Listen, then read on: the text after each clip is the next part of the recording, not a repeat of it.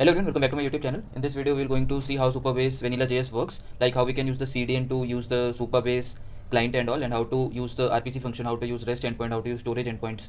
So we will be using Supabase JS client in Vanilla.js, which one of our subscriber asked for it. So I will be going to do that. So for that, I have a basic setup of I have an index.html file where I just have a markup of HTML and nothing else. And on the other side, I have turn on the live server. You can see the console is empty for now. So in this video, we are just going to initialize the Supabase JS client and use different methods from it. So let's get started. So I will move back to the VS Code. So first of all, we need to include the Supabase CDN. So for that, we can just copy the CDN from anywhere. Okay, so let me show you the process of that also. JS deliver Supabase CDN. Let us copy the Supabase CDN from JS deliver. Then I will copy the HTML. Then we go back to VS Code. In the VS Code, we just paste the script that we have, and then we initialize the script tag. In the script tag, we got a Supabase, like with this line that we add, the script tag that we add, it basically gives us a Supabase global variable. So I can just show you by console logging it, Supabase. And once I save it, I move back to the browser. Let's close this. And if I just show you the console, I got the Supabase ported. So now let's move to the VS Code. So here we need to initialize the client. Dot create client is the method that it gives us, and in this we need to paste the credentials of our project. So let's add a variable constant Supabase. I will name it as Supabase public client. Okay, and then just console log it.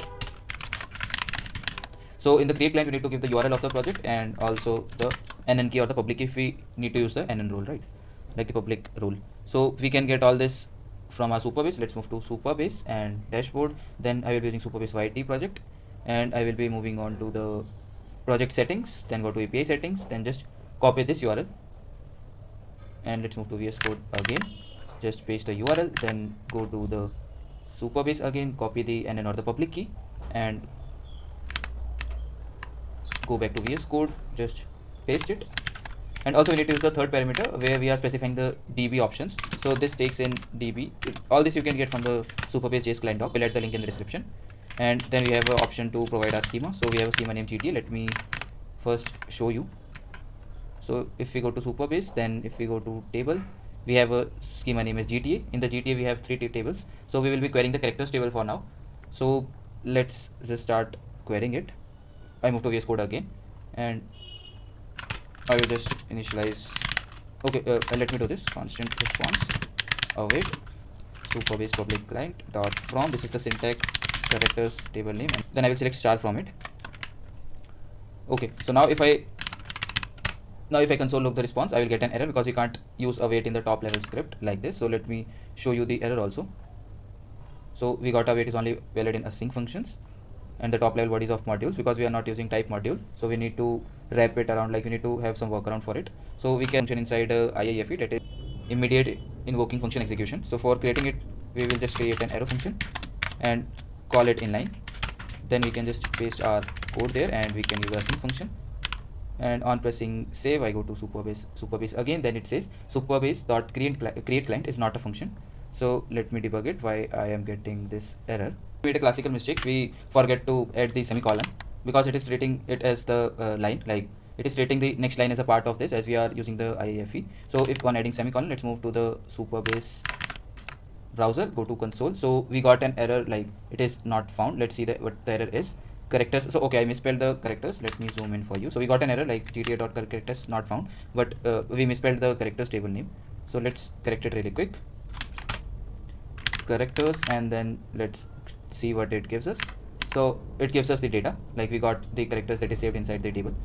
So this way we can use the JS client to REST API. So now let's try to use the storage. So let me show you what I have done here. Like let's move to Supabase dashboard, and in the dashboard you can go to storage. I have a bucket which is public, name is GTA. So in that I have a file. So let's just see what the file path is. The file path is this. It is inside the GTA and it is a public bucket. So to carry the public files, we have a method to get the public URL. So we will be using that. So let me just copy this and paste it here. So we can use like this. We need to add the storage.from, then the bucket name, and then what we want to So get public URL is the method. Then we can just then you can just paste the name of the file that we have copied. And on running this, let me go to the browser. Then if I press .storage is not a function. Okay, let me see what I did wrong. Okay, so it is not function, it is object. So now let's go to the browser and see. So we got our data, which is the public URL, and we can just copy the string content, paste in the browser. Let us see what it gives. So it gives us the image that we have in our storage. So our storage is working fine. Our REST endpoint, like the API endpoint, is working fine. Next, we will be calling a RPC function. Let's go to our database, then see which all functions do we had. So we have a add character function. It takes in all this. So it gives us a client API docs also. We can use that. So I will just copy this supabase.rpc. Then we will move to our VS Code and just paste it here. If I just improve the formatting, then for these parameter we can give the values, then gender. I have all these set in my previous video, so you can see the data types and all from there. And then I will name it as code corona 2. Then let's see what it gives us. Okay, this, and let's move to the Supabase. Let's move to browser. So we got the data, the ID of the character. If we go to table editor, then go to GTS schema, then go to characters table. So we got a code corona 2. This is the ID that we have here. We can just see. Okay, don't paste. Okay. So this way we can call the RPC function. I guess this is sufficient for someone using Vanilla.js to use the Supabase JS client. That's it for the video. If you like the video, do hit the like button, and for more such content, do subscribe my channel and hit the bell icon so that you get notified whenever I release a new video.